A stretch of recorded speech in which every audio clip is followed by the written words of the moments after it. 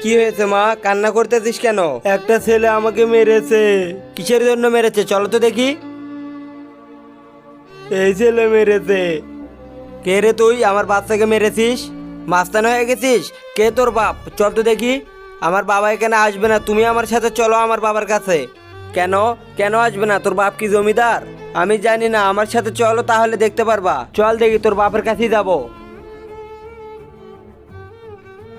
আরে এই, এখানে কোথায় নিয়ে আসছিস? এ তো কবরস্থান, সামনে আছে। দাঁড়াও ভাইয়া। বাবা, তোমার মুন্না এসেছে। উঠো না বাবা, এক ভাইয়া আমাকে মারতে এসেছে।